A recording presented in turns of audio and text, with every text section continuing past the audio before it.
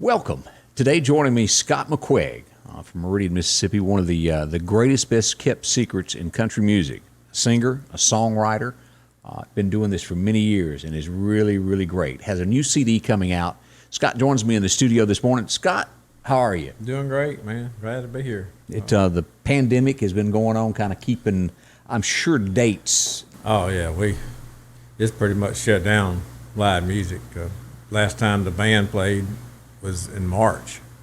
And that's rough on everybody that's trying to make a living as a musician. Yeah, I don't see those guys that tour and everything, I don't see how they're making it, Now, like you take somebody on a major label, because they're not being able to tour as well, and that's going to cut back all the way around from T-shirt sales, and that pays for a lot of mouths to feed on those tours. It sure does. Some people depend on that. I even heard some established acts, like David Crosby, Crosby, Stills. He makes his most of his money touring, right? And they're in serious shape. A lot of folks. Now, and I know you don't know the answer, the true outcome, but what is your best guesstimate? What happens to musicians? Because there's a lot of unknown right now as we head toward the new year of what's going to happen to the music industry. Right. What's your feeling, your gut? I think everything's going to be different. I know that. I don't know exactly how. You're losing so many venues already that have had to close, and so I really don't know what the new thing is going to be, how it's going to work. I think a lot of folks are being creative and learning different ways to, like live stream and podcast and things like that. So it's going to be a whole different deal whenever it does start back. So that's a good question because I'm not really sure. Now, and this means a lot to the musician, the tip jars that are out there, whether it's online or, that's how y'all are getting by. Right. And like you said, merch, if you're not out there able to sell your merch, some of the acts probably make as much selling merch they do as, the dates themselves. So right. It's hurt everybody. So for the folks that don't know Scott McQuaig, you grew up here in Meridian, Mississippi. You've toured. You've been a little bit of everywhere. What was your earliest memory of when you knew that you wanted to sing and write for a living? What was it that sparked it? How old were you? Probably about early 20s, maybe, because I started writing songs when I was 19, and that's a process that you get better on as it goes. Songwriting. You learn. I can go back and look at some of those old songs that I wrote when I started out, and the ideas were pretty good, but I didn't know what I was doing. But the more you practice, the better you get. You learn how to do it, and. So what was the first song that you ever wrote? Do you remember? Yeah, it's called "It Must Be Love," and I wrote it on. I still got a little piece of paper that I wrote it on. It was a pack of pencils that you buy, and it was the back of the cover that I wrote it on, and then right after that, I remember Don Williams came out with the song "It Must Be Love." I was like, man, they stole my song, But when you said that, "It Must Be Love," that's what popped in my head. It must be love. Yeah, it's totally different, but it's just one of those deals, But that happens a lot. But so, out of all the songs that McQuaig has written, and there's a ton, what is the one song that you say, this is it? That I know that everybody interprets songs that means more to them, but what is that one song that Scott McQuaig wrote that when you sit back, you go, that's it. That's me. Oh boy, that's a hard question.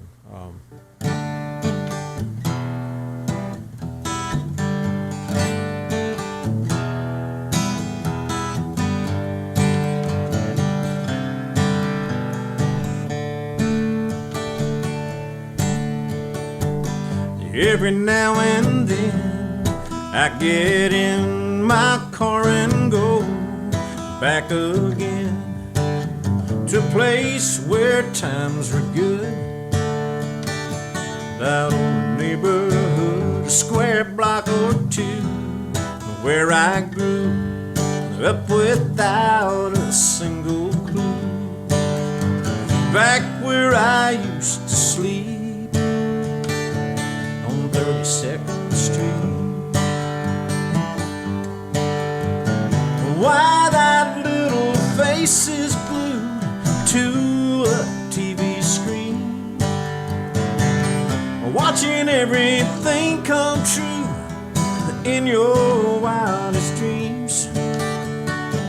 Sitting on the porch at night in the summer southern heat. All these things I see come back to me, 32nd Street.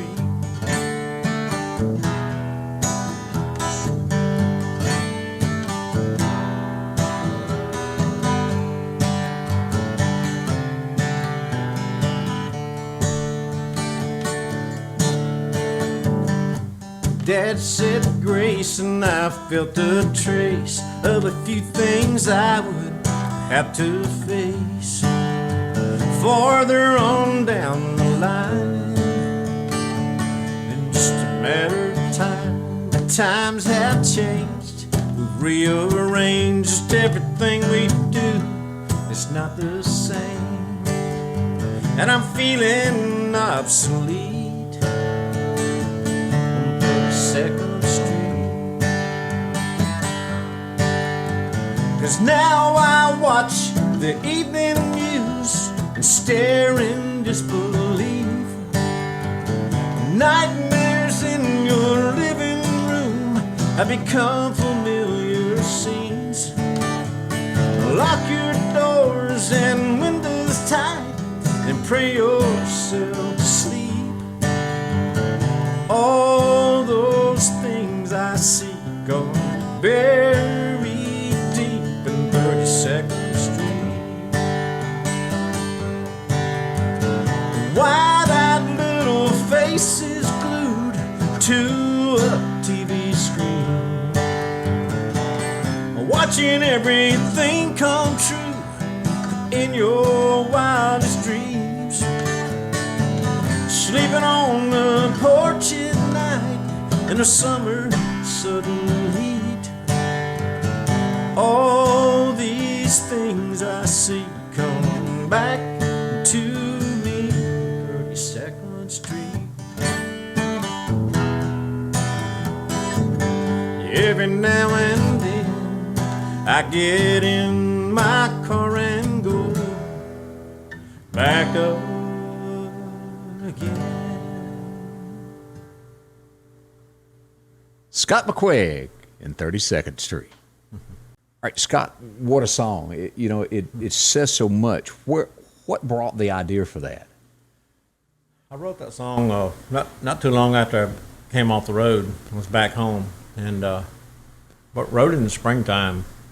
Oh, I don't know why I remember that, but I wrote it in the springtime. But just going around reading and actually it's kind of about my grandparents' house by old Poplar Springs School over there, and I lived on 40th Avenue and 32nd Street, but they lived on 40th Street. So 40th Street didn't seem good. That's where I had to use 32nd Street. But my other grandparents lived on 32nd Street by the high school, so it all worked out anyway. But in the verse, they lived in an old house over there too, and in the summertime, the whole back porch wrapped around, and in the corner, they had the bedroom. They had a bedroom back there. It was actually all screened in, but they were from the country, so Right.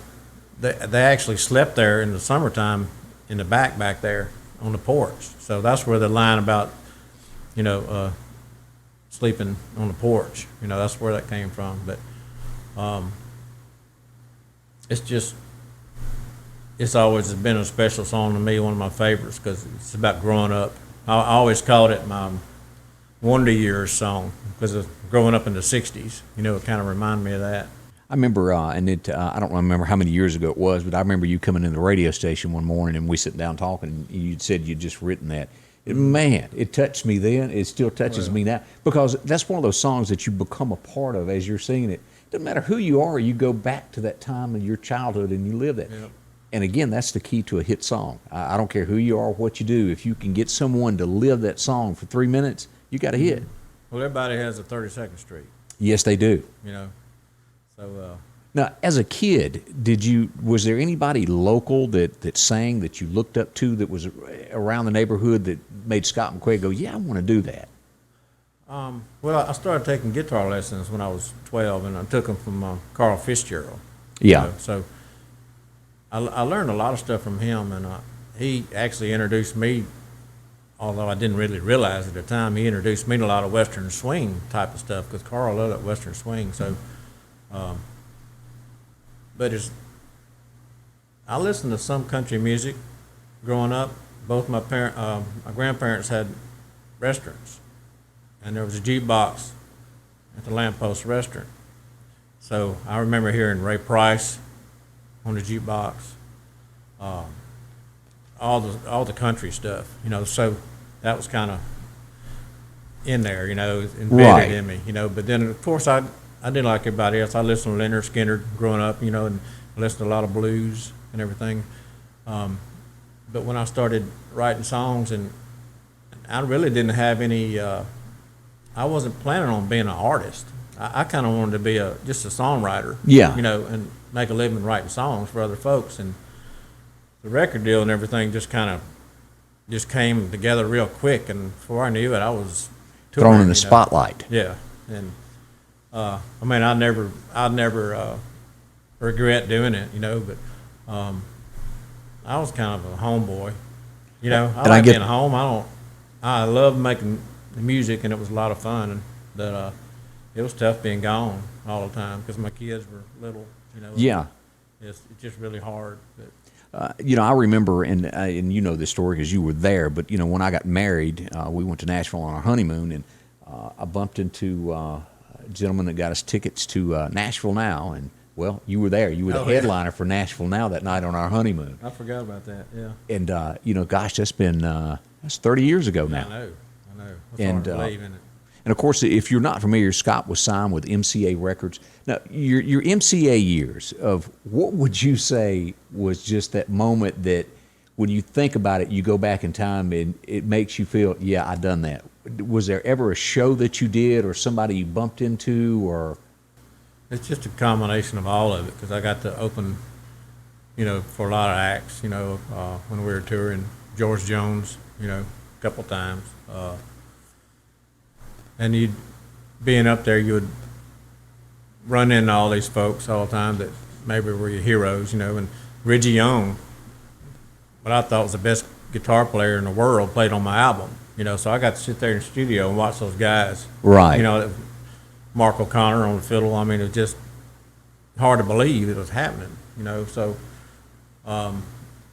just being up there, I guess, and being a part of it, I can't think of any one instant really but it was a lot of fun just making music, you know, and that was the best part of it.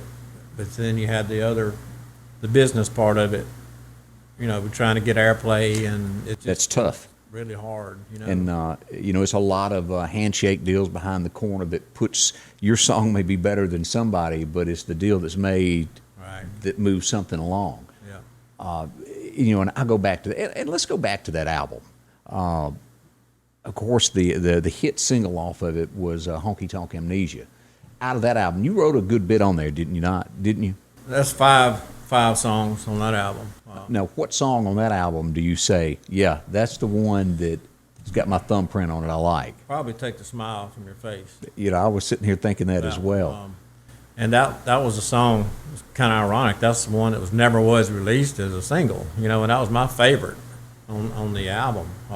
And the backstory from that, I know you've told me this off air before of where that idea come from, but for those that don't know that, but tell the story of that. It was basically just things that happen between every husband and wife, you know, arguments or whatever. And we had some friends over, and everything was fine. But as soon as they left, we went back to being mad at each other, you know, and the smiles went off our faces, and we went back to the, you know. To that argument. Right. Or not, yeah, just in that mood for particular, you know. But All right, for the folks who've never heard it, can we pause a minute and let you wipe the smile from your face? I'll try my best.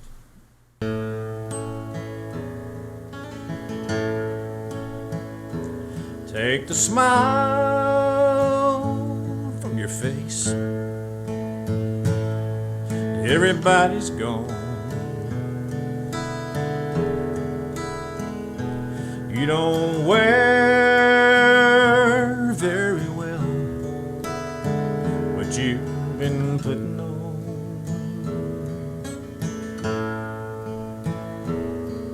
You paint a picture of life that we've never known.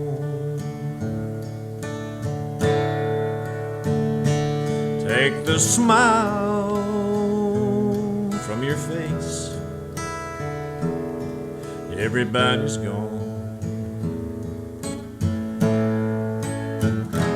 Put the tears in your eyes that you've always cried. There's no need to disguise what you feel inside. There's no use for you to pretend there is nothing wrong.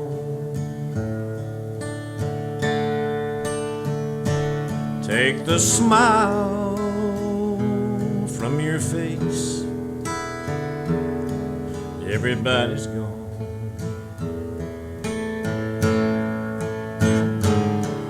We fooled all our friends when we put on our show.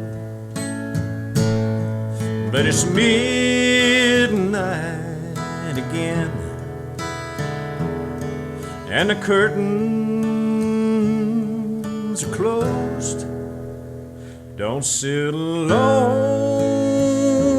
in the dark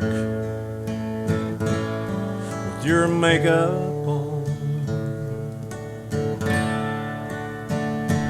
Take the smile from your face.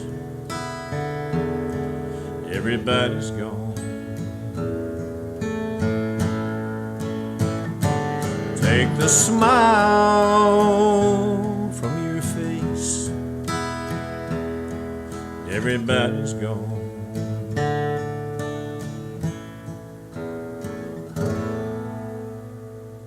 And as always, a great performance by Scott there. And, you know, one of the other songs that always touched me from that album was Johnny and the Dreamers. All right.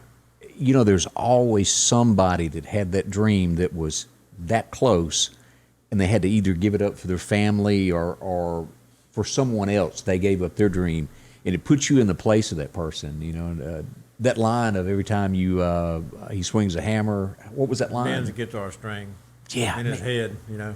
That's so powerful. Well, I worked in all these machine shops around Meridian. You know, and I was a machinist by trade, and so.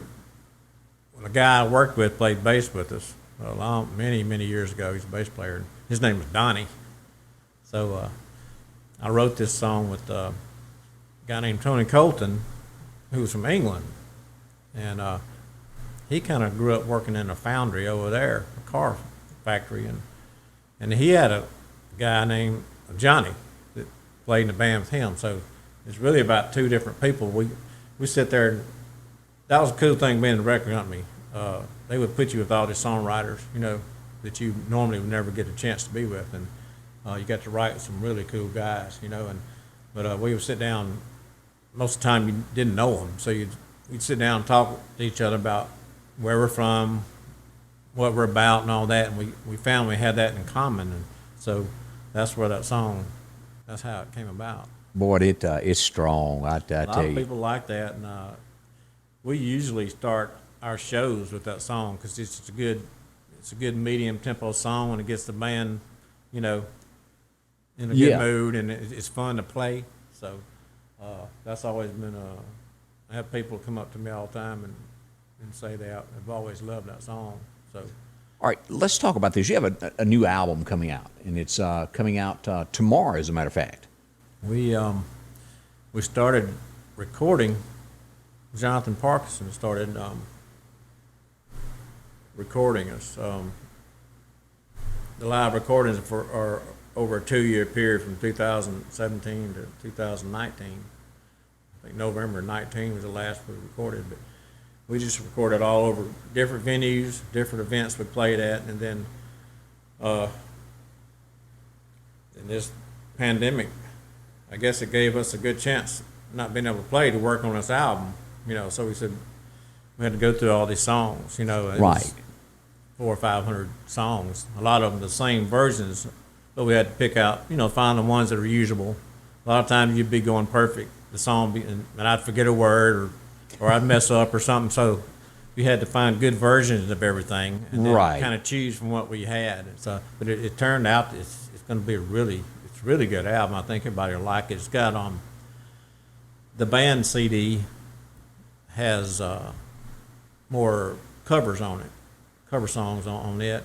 We've got 4 originals on it, but the cover songs are a couple Haggard songs on there and stuff that I like, and we were going to do simultaneously do a solo acoustic at the same time, but we weren't able to get them both ready. So we're going with the band CD first, and shortly after we're working on the solo acoustic CD now. So How do you go about purchasing a Scott McQuaig CD? you can go to scottmcquaigmusic.com, and it'll just follow. You can click on it and it'll tell you how to get them. I think you can get them on Spotify and Reverb, and CD Baby. Right. But yeah, you just go to our website and it'll show you how. I used to say, well, you can come out and hear us play, but we can't do that right now. So. But we hope that day will return. And let me ask this, and I don't want to put you on the spot, but it's one of those. It's one of those questions. You always have before. Yeah, well, that's true. I have always put Scott in a sticky situation before.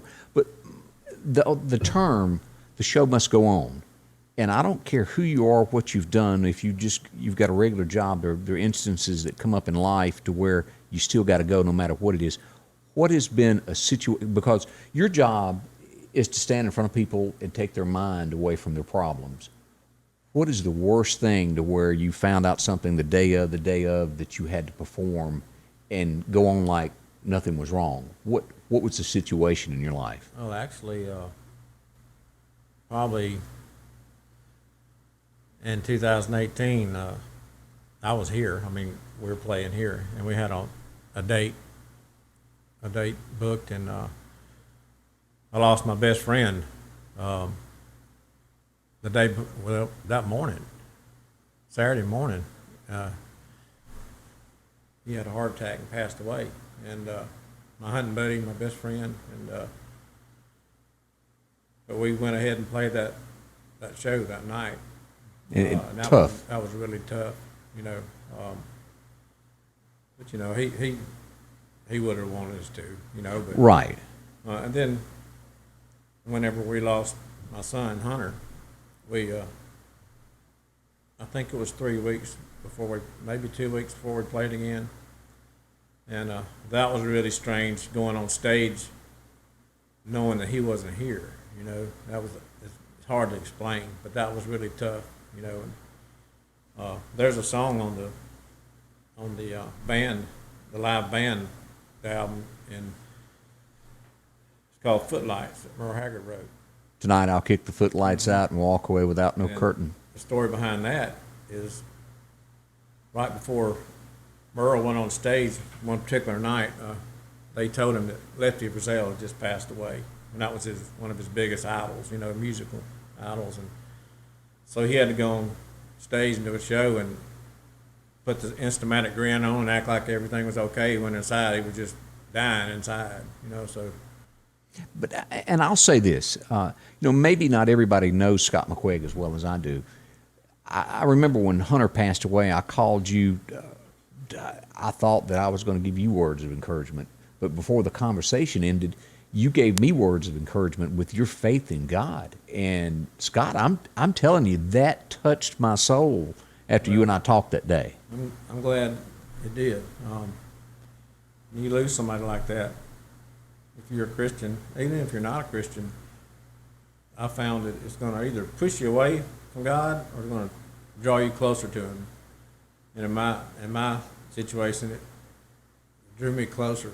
I mean, I couldn't have made it without Jesus. Right. I could not have made it. I'd have gone crazy, And it brought me closer to Him and just made me cling to Him, What was the turning point in that I know it was shock, but there had to be, because there's people listening that have gone through this and have lost a loved one, a spouse or a child, and I've always heard, heaven forbid it happen to anybody, but a child I think is probably worse than anything that you can imagine. What is it that pulled Scott McQuaig? What was it that said God is here for me?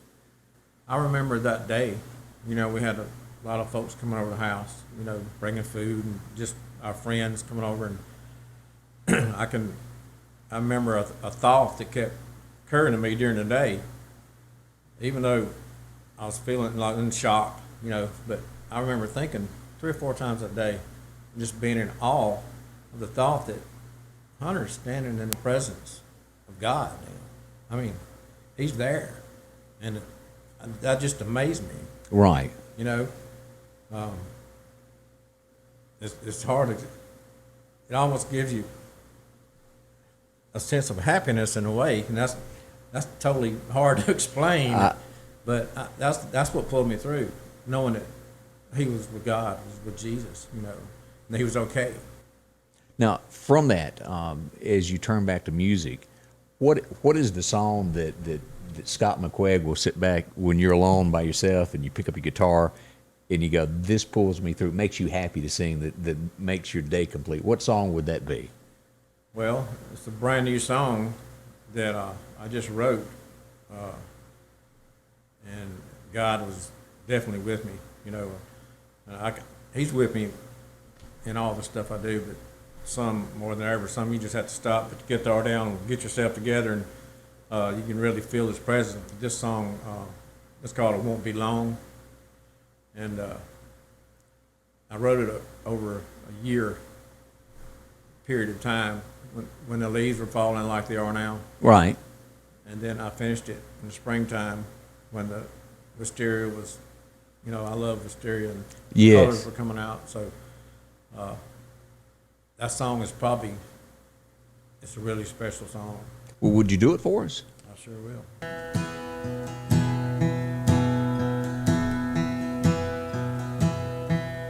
Well, the trees are turning,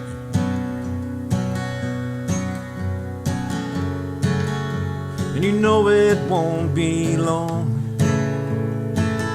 The leaves will fall, and then one morning you just wake up and they're gone. An empty place around the table, a number still in my phone. And though it seems like it will be forever,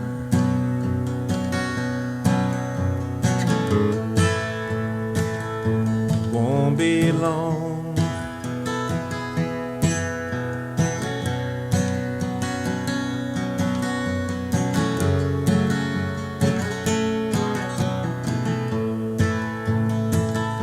God, a day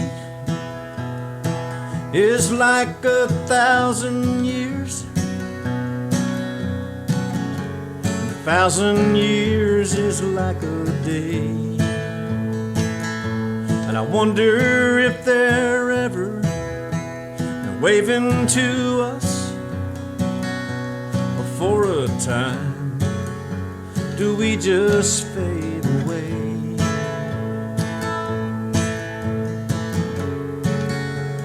It don't really matter,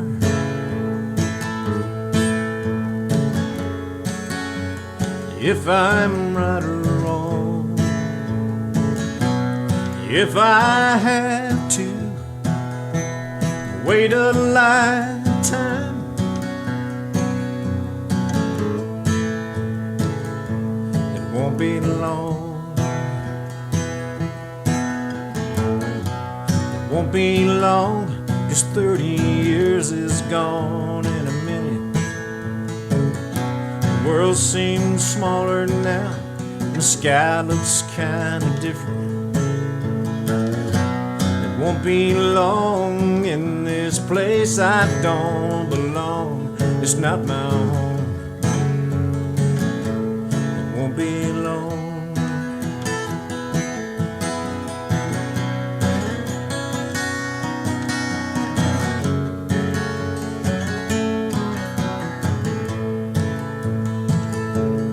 Colors come and go, and before I know, there's less in front of me than behind. You think the tears have all run dry, but then they fill up in my eyes every time I have to tell someone goodbye. It won't be long, 'cause 30 years is gone in a second. The world seems stranger now, and the sky not so distant.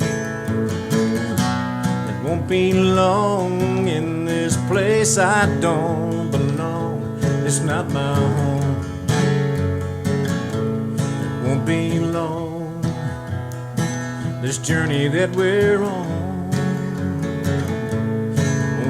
Long.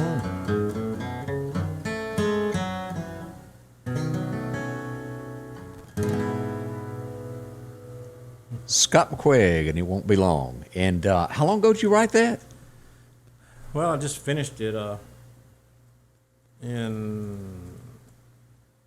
finished it last spring. Man, and I can't believe I hadn't heard that before now. Well, Scott, I'm impressed. Thank you. It came from above. It wasn't me. And you know, and I'll share this with you on the faith side since we're on this subject. You know, this time last year, I almost wasn't here. I had a heart attack, and almost to the day, I was laid up in the hospital. And you know, and I was a Christian, but let me tell you, when you get there, and let's go back to one of my all-time favorites, and you sang it for me many times, "House of Gold" by Hank. You know, you don't really get that song about what he's trying to tell everybody of these worldly possessions that you have. And where it really struck with me was, you know, they put me in the hospital because one of the doctors that does heart surgery had quit or passed away, left town. There was one doctor left, and there was a waiting line. And so I had to wait in the hospital for an entire week, and I just sat there all week and thought about it. It's coming. They're going to cut it. I'm going to die. And I had a lot of time to think about it. And as they're rolling me into the operating room, the last thing I remember, they done took my clothes, they took my boots, didn't have my hat. All I had left was this wedding band. And this had never been off my hand in my life since me and Angie got married. And as I'm going in, the nurse tells me, she goes, "We're going to take that off." I said, "No, you're not." And she says, "Yes, I am." And me and her argued, and I fell out there. And when I woke up, you know, it really, a couple, 3, 4 days later, you leave this world with nothing. Right. And they took the very last thing I had right before I went under. And that really hit home with me of, you know, fighting, arguing, and greed is worth nothing, because one day that means nothing, and you're going to face God.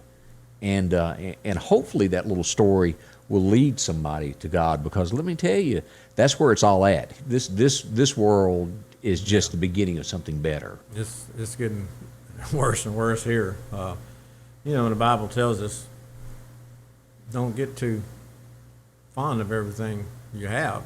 You know, we can't even comprehend how wonderful heaven is going to be. We can't. Our minds can't even wrap around it. You know, so. And you know, and I don't know as much near as the preachers do, but you know, I know that if you lived a godly life, your reward in heaven is a little bit greater. but it doesn't matter so long as there's breath left in your body and you ask for forgiveness, you can be there. That's right. And so whoever's watching this and thinking about it, hey, lean on Jesus because he can take you there. And that makes me smile. What about, the thief on the cross? Oh, I know. I was cutting it pretty quick. Wasn't Yeah, it was down to the wire. Wow. So, yeah. All right, Scott, since we've talked about gospel and what influence it's been on you and me, and it is to a lot of folks, do a gospel tune for us. Right, I'll do one. I don't remember how I came up with this idea, but well, I didn't come up with the idea.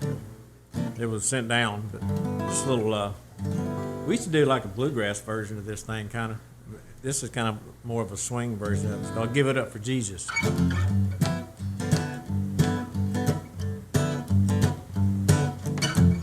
Brother and sister, do you feel like something's missed you?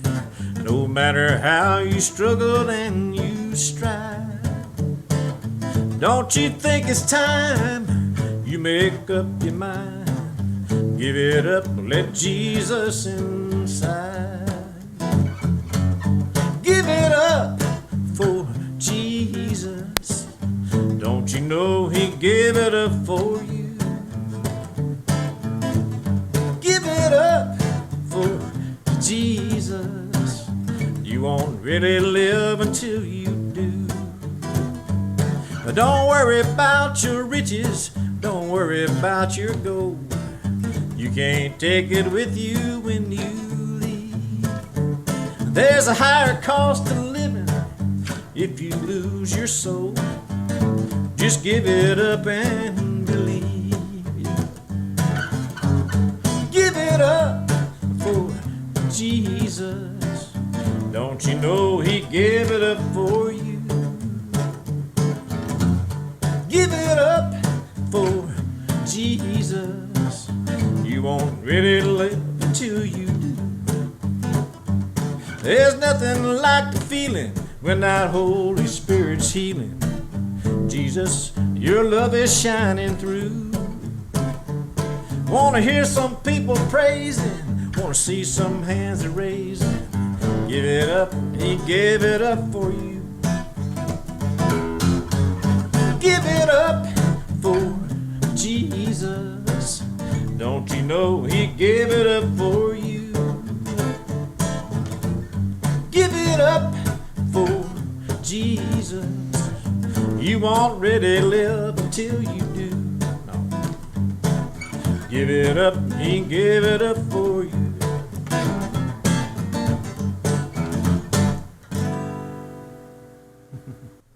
So the new album is called As Live as It Gets. Available tomorrow. I hope the folks will download it and take advantage of this. It's a great song. From this, and you had a lot of people work with you on it, didn't you? Yeah, different Tomcats, different combinations of Tomcats over 2 years, but it really turned out good. You know, So you mentioned there's an acoustic side to this also. right, and we're working on that right now. We were going to try to put both CDs out at the same time. Let's have a live band CD and a live solo acoustic, but the live CD, it's a lot more harder to mix and everything because Right. you've got all those mics on the stage and all the mics are bleeding off of each other. So like if you try to turn something down in the mix, it might pick it up from another mic. It's just a nightmare. Yeah. And Jonathan Parkson did a fantastic job of mixing this thing. And you have to try your best. It's from different venues, different nights, so you have to try to, songs have to pretty much sound close to each other. Like you don't want a new song coming on and being like totally different sound. You know, the mixes have to sound fairly close. So it was a lot of work that went into the live CD. The acoustic CD is a lot easier to work with because the majority of that was recorded on one night. So Now, is the acoustic side songs that we all know, or has it got some newer stuff on there also? the acoustic is all my songs. They're all original. The live band has 4 of my songs on it.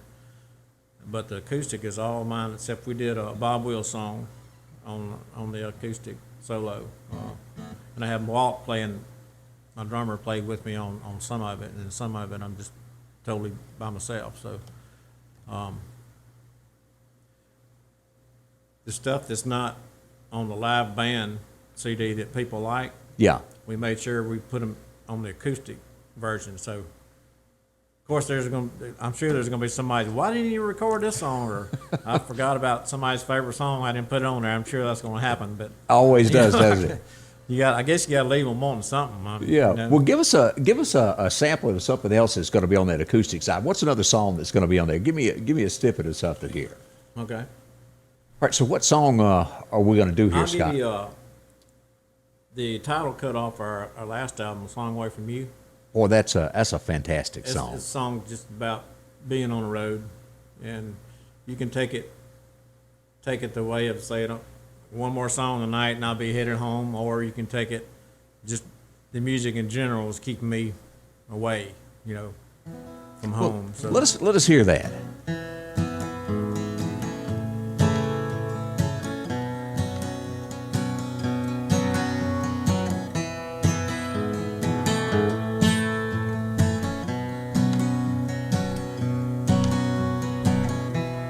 "14 hours on this interstate. We rode all night and now it's breaking day. Could use a little sleep, but we must go on. Gotta do a show tonight in San Antonio,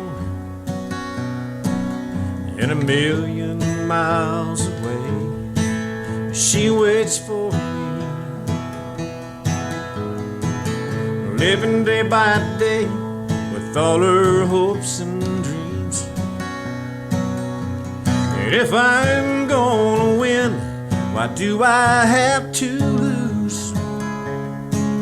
Well, it's all that I can do to be a song away from you.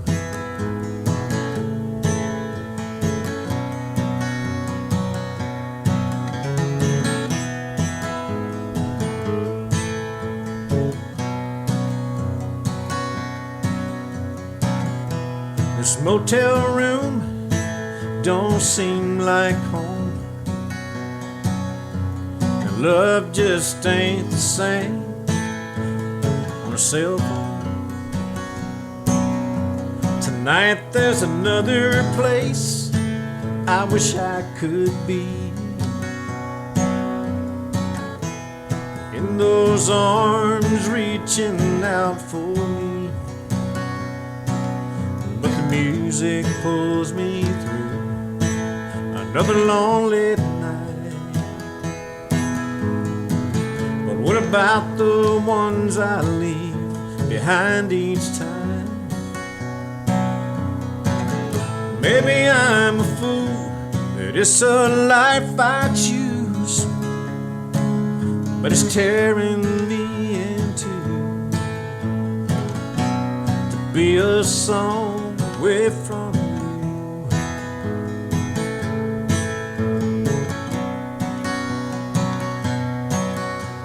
The life I leave behind seems so far away. As time passes me by, it's the price we pay. This road goes on and on, it never ends too soon. And it's all that I can do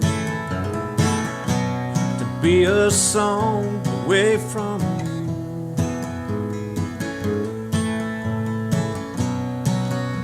A song away from you.